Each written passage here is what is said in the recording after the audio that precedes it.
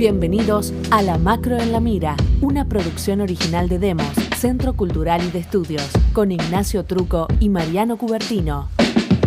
En este podcast mensual desentrañamos las cifras claves de la macroeconomía argentina y analizamos cómo las políticas recientes impactan nuestras vidas. ¿Qué secretos esconden las tendencias recientes? ¿Cómo impactan realmente las políticas implementadas? Acompáñanos y descubrí lo que hay detrás de los números.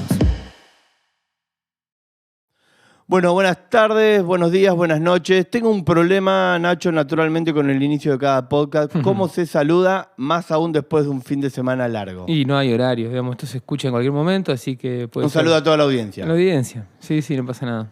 Bueno, y el otro problema existencial que tengo, Nacho, es que a diferencia de los 3 podcasts anteriores, no hay Copa América, no hay Juegos Olímpicos, ya no es noticia Colapinto, el debut de Colapinto. Sí. ¿Cómo rompemos el hielo en esta cuarta edición de La Macro en la Mira? Versión podcast. Sí, no tenemos, digamos, eventos deportivos para romper el hielo, pero tenemos eventos culturales. Te vi la semana pasada en la Casa de Gobierno. Fuimos a la Casa de Gobierno, sí. ¿Qué tal estuvo? ¿De qué hablaron? A ver, contanos. Yo estuve de ratos un poco disperso. Sí, no, fue una muy linda experiencia, ¿no? Hablamos un poco de las ideas federalistas, ¿no? Además, digo, en el hall de la Casa de Gobierno, con la escalera y el brigadier a lo alto. La verdad que era una imagen hermosa. Sí, cuando entré me dio un poco de miedo, digo, todo ese espectáculo muy imponente. Imponente. Y bueno, a ver, contanos un poco, Nacho, qué se trata ese debate sobre el federalismo. Interesantísimo, porque hubo una recuperación de algo que se conoce bastante poco, digamos. Porque en general nosotros hablamos de lo federal, ¿no? La palabra federal está como... Unitarios y federales. Unitarios y federales, ¿no? Pero hay una distinción, hay un matiz que me parece que es para nosotros muy importante, que es la idea de los federalistas, ¿no? La idea de los federalistas del litoral, ¿no? Como un concepto un tanto distinto que nos conecta con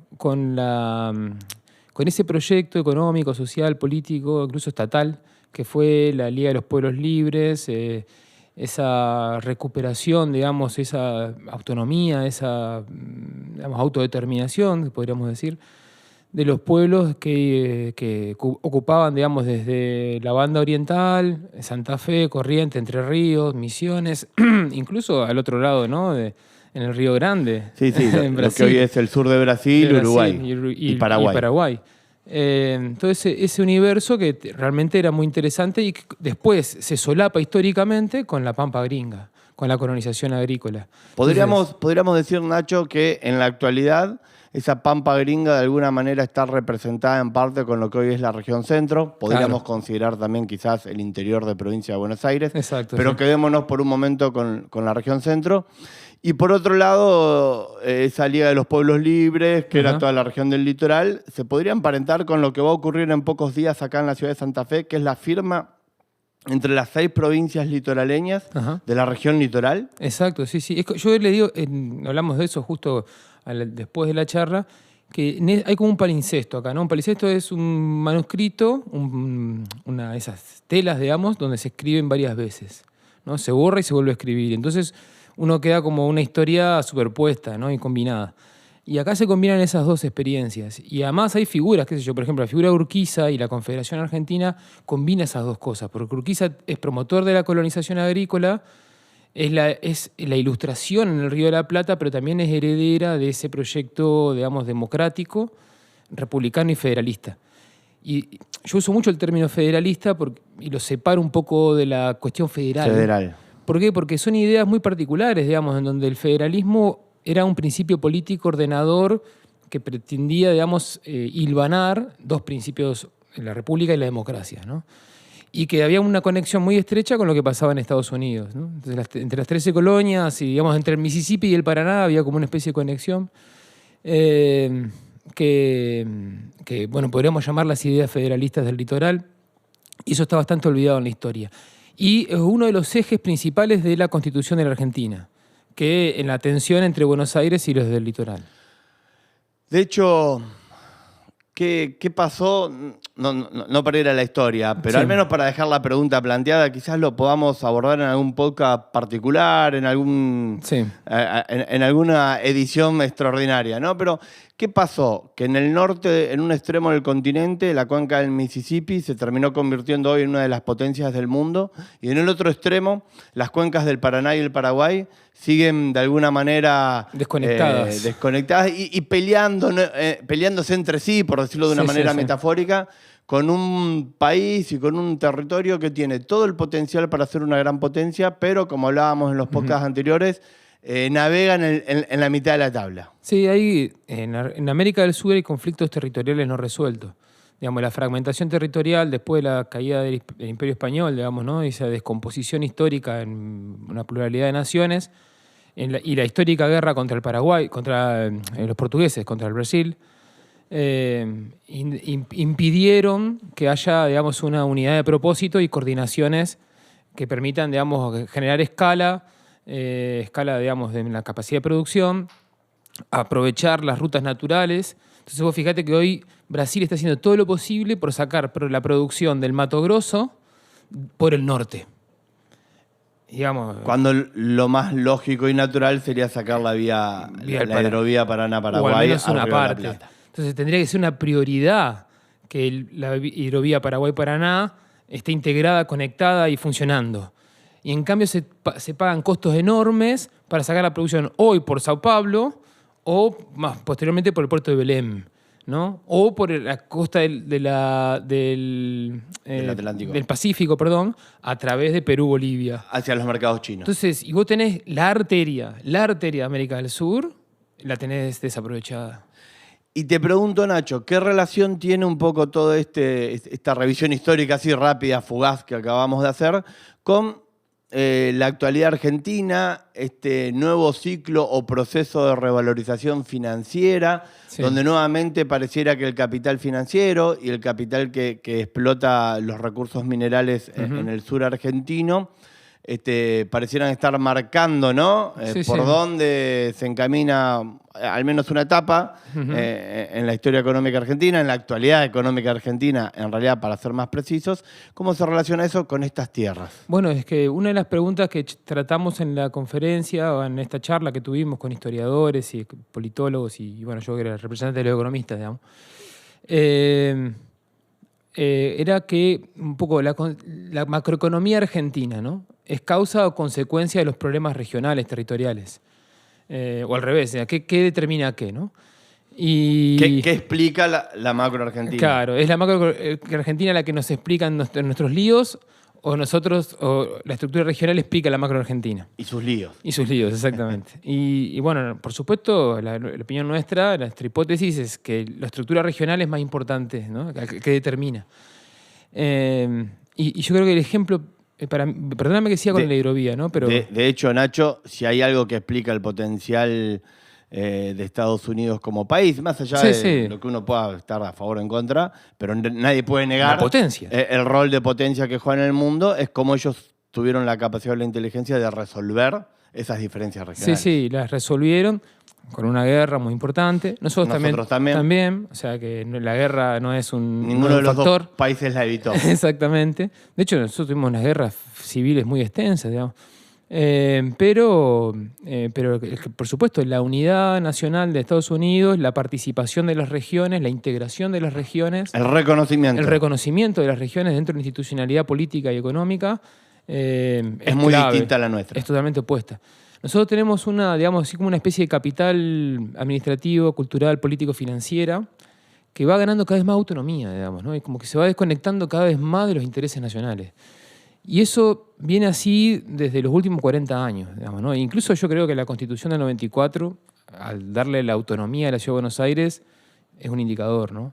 Es decir, la ciudad autónoma, capital federal o ciudad autónoma, ¿no? Y pensada por la importancia que tuvo esa cuestión en la historia argentina. Y pensado desde Buenos Aires, desde la capital federal o desde la ciudad autónoma, que además, fíjate que fueron los que pusieron presidentes en los últimos, también, casi 40 años, digamos, ¿no? Salvo Alfonsín y Duhalde, digamos, el resto, bueno, Kirchner también fue puesto por Duhalde, pero de algún modo el predominio de la ciudad de Buenos Aires fue cada vez mayor. Y fíjate que Buenos Aires, cuando piensa en la hidrovía, por ejemplo, digamos, está pensando hasta Rosario con suerte. De ya después no le interesa más. Hasta digamos. Timbúes, como Hasta solemos Timbúes. decir. Y después ya no le interesa más, no tienen interés, no aparece nada importante, no hay ninguna proyección. Es como una especie de pequeña aldea con unos negocios chiquititos, un kiosquito, por decirlo de una manera, en el gran proyecto suramericano. Y en ese kiosquito aparecen los problemas financieros, digamos. ¿Por qué? Porque básicamente la política monetaria y cambiaria no hace más que resolver o atender los negocios de un pequeño sector, que es el financiero, sometiendo al resto del país a una inestabilidad macroeconómica tremenda. Y eso hay que reformarlo, digamos. Ahí el problema es institucional. Sí, y eso hoy otra vez lo estamos apreciando con mucha fuerza. Lo mismo, otra incluso vez. como vos planteabas, con una capacidad de autonomizarse del proceso recesivo en general de la economía, real, Sí, que es la que impacta en la baja de los salarios, el desempleo y las condiciones de vida. Incluso te diría más, la producción industrial, por supuesto, sí, recibió un golpazo tremendo, que podemos ver algunos datos. Los comercios y el servicio, comercio y el servicio también. Y la actividad agropecuaria, que se ve expuesta a un proceso de apreciación cambiaria que no le viene muy bien tampoco, ¿no? En general ha sido bastante negativo para la actividad agropecuaria tener un dólar muy apreciado. Porque la actividad agropecuaria también se sirve de la capacidad de tener dólares, ingreso de dólares y gastar en pesos, ¿no? A la cual, además, tampoco se le han modificado las retenciones. No se le modificó las retenciones, incluso intentaron aumentarla en un momento. A principios de año. Lo frenó el Congreso. Sí, y te diría, Nacho, y retomo, y lo frenó el rol de los gobernadores de la región centro también. Por supuesto, y sí, obviamente. Y hay un poco esa posibilidad latente de, la región centro, la región litoral.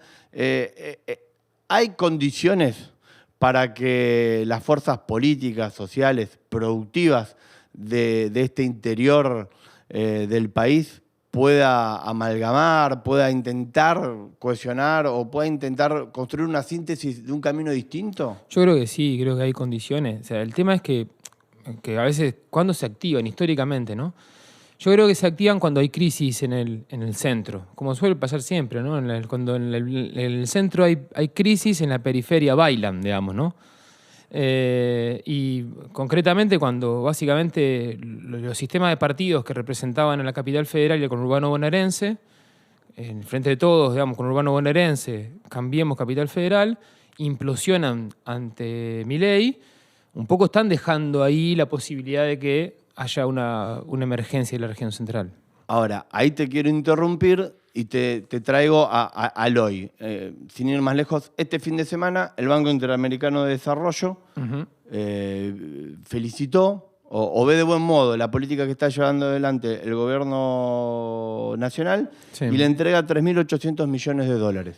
Bueno, pero no es una cifra menor el Banco Interamericano. Entiendo que ese tipo de préstamos se utilizan para obras de infraestructuras específicas, pero bueno, el carácter fungible del dinero exactamente hace que eso sea, digamos, secundario, a menos que se usen para importaciones específicas.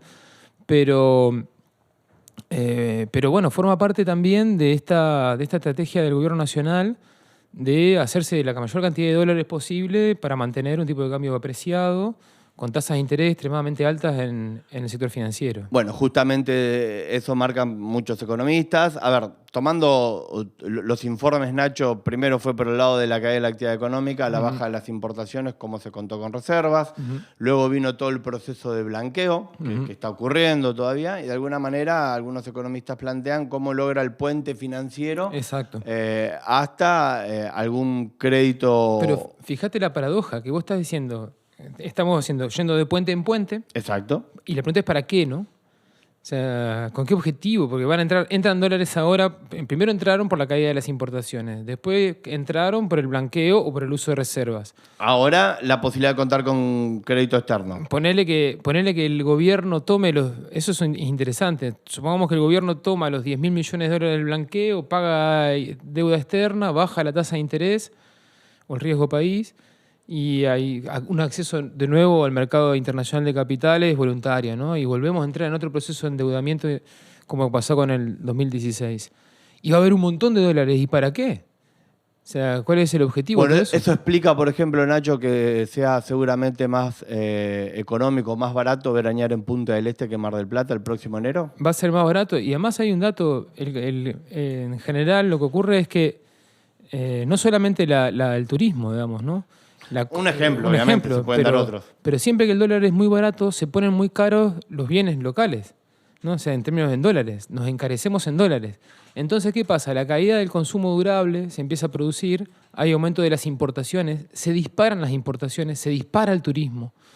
De hecho, en los 90, las importaciones se fueron al diablo. Sí, ya lo hemos tratado un poco en algún podcast anterior. Y hay que financiar esas importaciones, ¿no? ¿Y de dónde sale la plata para financiar las importaciones? Finalmente va a salir de la renta exportadora, ¿no? Entonces, de donde vienen las exportaciones fundamentales, que es del sector agropecuario. Y normalmente para corregir eso se requiere una caída muy fuerte, muy drástica de la actividad económica provocada por una devaluación. La pregunta es, cuando vos hay ingreso de capitales, los ingresos de capitales no están mal, por definición. Eso es ridículo. Por ejemplo, Polonia es un país que se industrializó muy fuertemente después de su crisis en la década del 80, 90. Digamos, se convierte en un punto clave, digamos, de la Organización Económica y Política de Europa y se industrializa con deuda externa, con ingreso de capitales. Claro, el tema es que se industrializa y exporta industria, entonces equilibra. ¿Hay una cultura rentística, por decirlo de alguna manera, en los agentes económicos de este país? Rentista financiera, sobre todo. Es decir, de ingreso de capitales. Exacto. Con tasa de interés muy alta en pesos, que te permite tener una tasa. Por ejemplo, hoy, en este año, digamos, entre diciembre y la actualidad, evaluado al dólar financiero, la tasa de interés, el dólar libre, el MEP o el CCL cualquiera, o el Lulu, ¿no? La tasa de interés, digamos, el rendimiento qué sé yo, no sé, el sistema financiero va al 70% en el año, en dólares, ¿no? Una locura. Es una barbaridad, digamos, son grandes transferencias de recursos. No sé, yo tomé, por ejemplo, un dato que es el patrimonio neto, una especie de patrimonio neto, una aproximación al patrimonio neto de las entidades financieras en Argentina, con activos valuados en pesos y en dólares, y el patrimonio neto en general. Y la verdad es que la valorización financiera le permitió una ganancia de 16.000 millones de dólares al sistema financiero. Habría que ver bien, digamos, quizás con el promedio, en comparación con el promedio del 2023, quizás eso modifica un poquito, pero no me da tanta diferencia. Entonces, retoma Nacho, digo, ¿cuál es el camino que debería marcar las provincias de la región centro?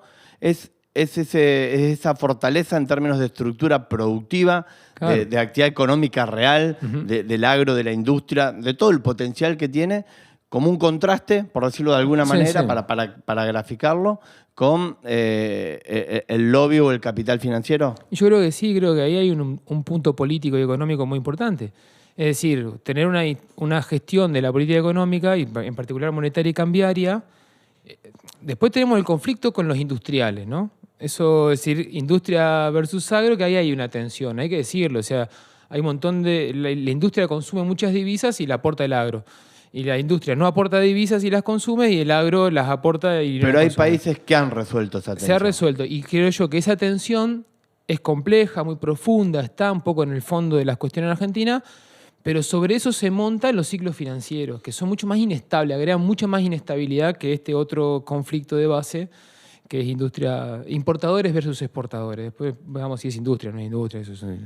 Todo este proceso, Nacho, que vos describís, que los informes vienen describiendo mes a mes de revalorización financiera, como se le denomina, de alguna manera explican que la deuda pública se haya disparado como se disparó en este 2024. Claro, ¿no? porque no solamente es por toma de deuda, no es que el gobierno emite deuda, que además sí la emite, pero fundamentalmente se revaloriza. Entonces esa deuda puede comprar cada vez más dólares que antes. ¿En qué consiste decir se revaloriza? Y que antes era, decíamos, un título de deuda tenía un precio en dólares X y pasa a ser 70-80% más caro.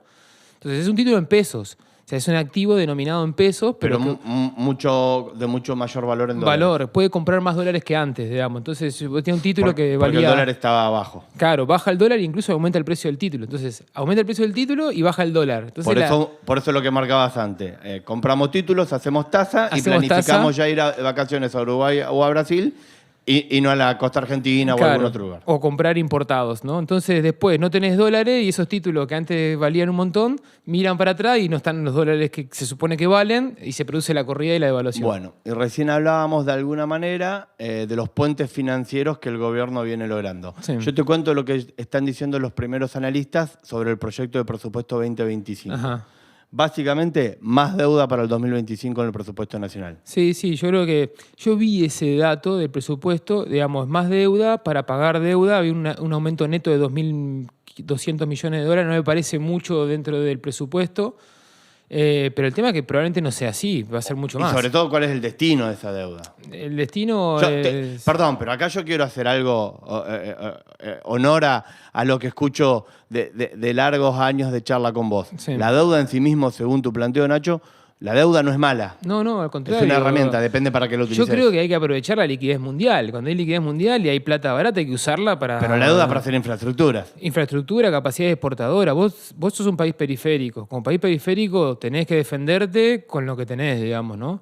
No podés imponer al resto del mundo condiciones. Bueno, acá parecería que estaría destinada a seguir sosteniendo el lo consumo. que yo le llamo, sí, o si hablamos de la regularización financiera, a mí me gusta decirlo como lo decimos en la calle, la bicicleta. La bicicleta. Y la verdad es que eso termina siendo bastante ruinoso para el país. La Argentina vivió un montón de veces estos ciclos, no es la primera vez. En los 70 lo vivimos en los 90, lo vivimos en el 2016. Y la verdad es que después el gobierno puede eventualmente tener suerte y aumentan los precios internacionales de las commodities. Ha pasado. Y ha pasado, y bueno, pasa toda la historia, digamos, ahí te salvaste de alguna manera. Pero fíjate vos que es un problema, porque vos esos precios altos de los commodities terminan yendo digamos, hacia el sector financiero y no hacia la inversión productiva, que es la que te genera estructuras, capacidades productivas. Digamos que en el mejor de los casos podríamos haber dejado pasar otra oportunidad de ampliar nuestras capacidades productivas, Exacto. el desarrollo, la capacidad de generar... empleo de calidad, sobre todo. De generar riqueza. Y riqueza, y vos fíjate... ¿Y en el peor de los casos? No, en el peor de los casos es una corrida, una devaluación muy brusca, una caída del consumo y un estancamiento. De hecho, en el 2019, en el 2018-19, tuvimos 3 devaluaciones fuertes, el consumo cayó, los salarios reales cayeron tanto que no se volvieron a recuperar. Y un poco el problema de por qué viene Milei a la política, digamos, porque Alberto Fernández no logró modificar esa situación.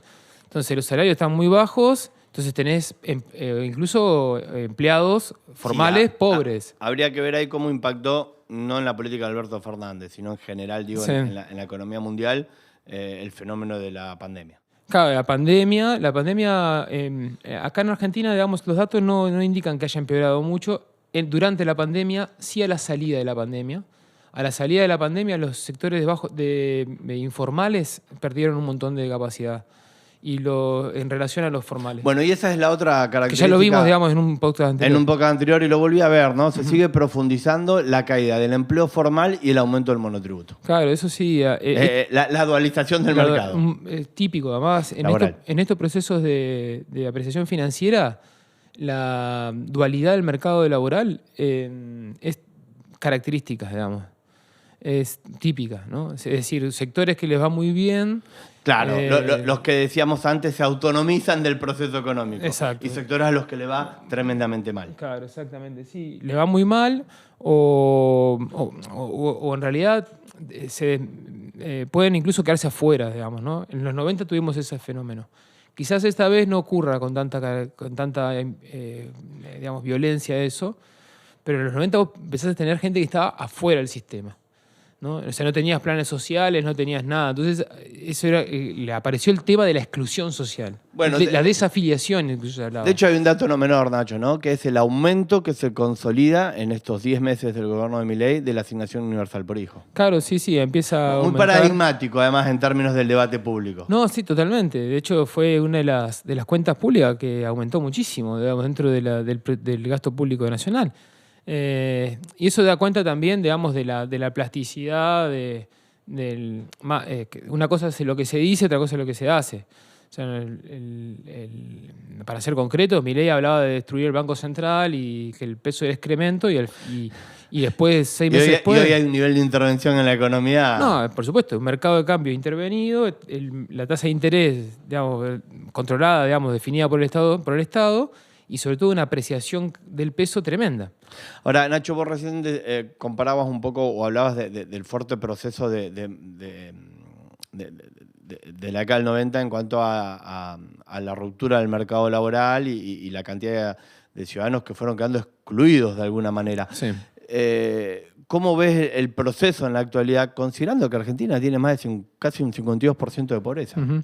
Y el problema es que en este tipo de ciclos se empeora un nivel eso. altísimo de pobreza, una dualización del mercado que se profundiza y una caída de la actividad real de la economía que no encuentra parangón. Sí, yo creo que eso, el problema, da toda la impresión de que eso va a seguir empeorando. Quizás no a las tasas, si proyectamos el aumento de la pobreza a lo que hizo más o menos Milei con la inflación del 17.000%, vamos a terminar con un 100% de pobres, ¿no? O sea, no va a pasar eso, pero va a seguir aumentando, va a seguir empeorando.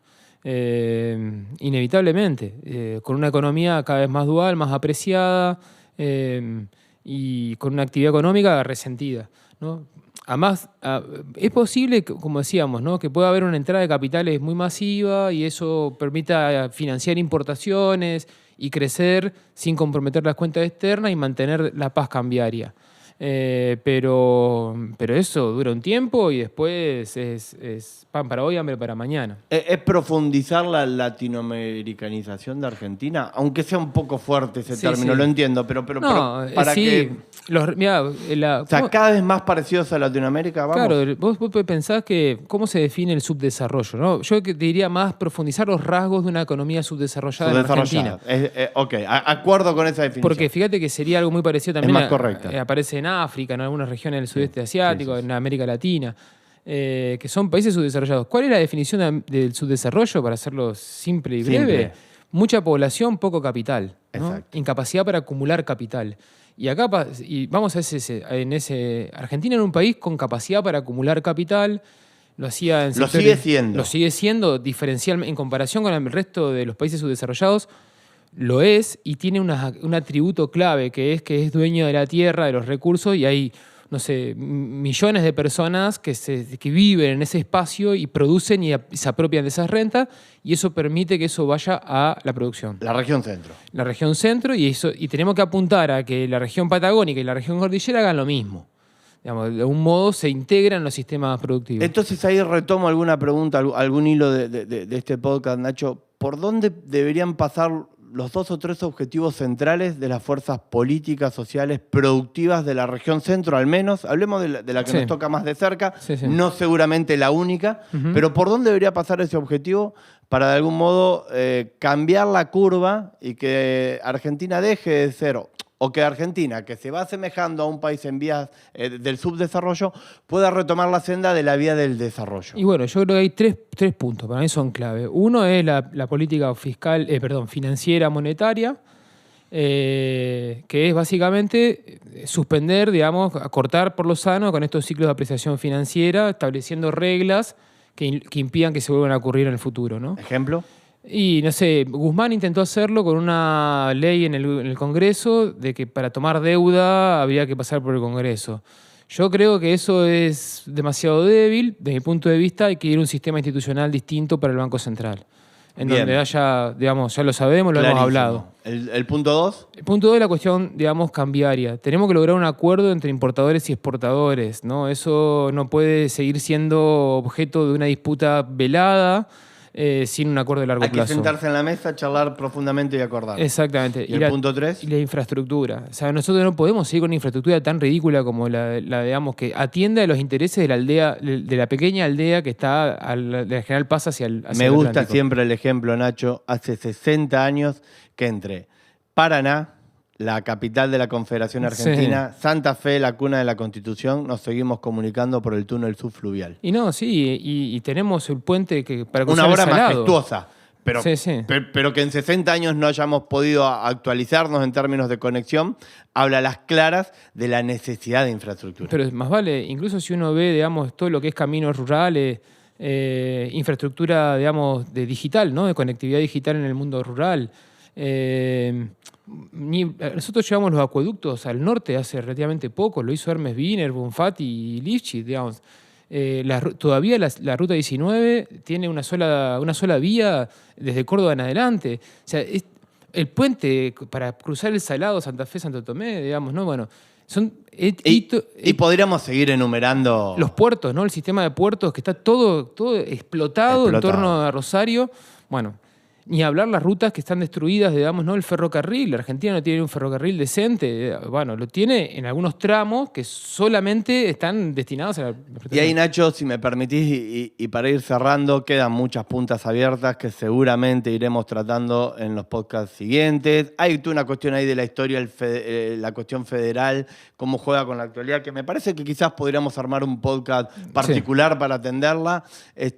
Pero quiero terminar un poco con esto. Digo, yo recuerdo cuando entré a la facultad siempre el debate entre si la economía, ¿no? Digo, estamos quienes creemos que es la política económica o la economía política. Uh-huh. Incluso discutíamos muchas veces la voluntad de sacarle ciertos adjetivos a la economía como historia y estructura económica argentina. Sí. Cómo te buscaban siempre reducir a la economía como una ciencia exacta. La economía no es una ciencia exacta, es una ciencia social. Uh-huh. Por eso nosotros insistimos tanto en algunos conceptos, aun cuando parezca que hoy la mayoría vaya por otro lado. Y yo lo quiero graficar con 3 cuestiones muy puntuales, Nacho. ¿Cuál es la contracara de la economía real, de lo que le pasa a la sociedad real, del proceso de revalorización financiera o de la bicicleta financiera, como a mí me gusta llamarlo, porque ahí eso es lo que todos... la forma fácil de entenderlo. Primero, la jubilación. Uh-huh. Nuestros adultos mayores viven cada vez peor. Segundo, nuestras provincias, cada vez más pobres. Uh-huh. Y tercero, lo de los últimos días, la destrucción, y esto no es una cuestión presupuestaria, yo estoy convencido que es una cuestión ideológica, de lo que hace la diferencial entre un país subdesarrollado y un país desarrollado. El sistema de ciencia técnica y de educación superior de un país. El de Argentina, no tengo la menor duda, es de los mejores de Latinoamérica y está en un buen lugar del mundo. Con un montón de cosas para revisar, para mejorar, para cambiar, no tengo la menor duda. Pero no partimos desde un piso muy bajo, muy por el contrario, y uno lo que está viendo justamente es cómo se busca destruir todo este tipo de herramientas que de algún modo serían como bastante coherentes o razonables con una estructura de país, económica, política, social, semejante a los subdesarrollados, ¿no? Escuchá, yo creo que ahí hay una conexión también muy estrecha entre el espacio rural agroproductor de la región central, en Argentina, y la universidad pública. No tengo la menor duda. ¿Cuántos de nosotros tenemos ese recorrido que vienen del mundo rural y terminan estudiando en la universidad pública? Es un camino hecho... con lo cual, y así eso uno le agrega la afrenta contra las provincias, yo creo que es, de algún modo todavía no hemos tomado un poco conciencia de ello, pero evidentemente desde el gobierno nacional hay una decisión ideológica de golpear allí, digamos, y está golpeando en una de las digámoslo así, de las columnas vertebrales de la Organización Económica de la Argentina, que es la clase media urbana y rural, o rurbana, digamos, ¿no? Por decirlo de una manera que va desde los sistemas de pequeñas y medianas ciudades hasta las grandes ciudades, los grandes aglomerados, que conforman, qué sé yo, no sé, por lo menos 12 millones de personas en Argentina. Que, por cierto, votaron mucho a Milei, ¿no? Confiaron mucho en el gobierno y todavía tienen expectativas en el gobierno, pero bueno, lamentablemente el gobierno decidió atacar allí. Yo creo que equivocándose, suponiendo de que todo el país es la uva, por ejemplo, cosas por el estilo, y eso no es verdad. Y bueno, creo que a la larga veremos bien cómo la sociedad toma esto, pero evidentemente la universidad pública, ni hablar las jubilaciones, pero también, desde mi punto de vista, el papel de las provincias en todo esto, ya es muy grave que el gobierno haya financiado las provincias. Es un nivel que yo creo que no se exagera exagerando, digamos, pero no quiero exagerar porque no me gusta adjetivar tanto. Clarísimo, Nacho. Mientras el verano financiero continúa, Estoy tomando términos de un montón de economistas. Sí, la primavera, la fiesta. O la primavera financiera, para ser condescendiente con el momento económico en el que estamos. ¿Nos queda de algún modo pendiente el título para el próximo podcast o ya lo estás? No, todavía no lo tengo, pero lo voy a pensar en breve. Estoy ahí decidiéndome. Estás ahí jugando un poco con el misterio. Viendo con el misterio, a ver qué hacemos. Nacho, un gusto nuevamente. Nos vemos en el próximo podcast. Igualmente. La Macro en la Mira es un podcast original de Demos, Centro Cultural y de Estudios. Búscanos en Instagram y X como @demoscce para acceder a todos los informes producidos por el Centro de Estudios.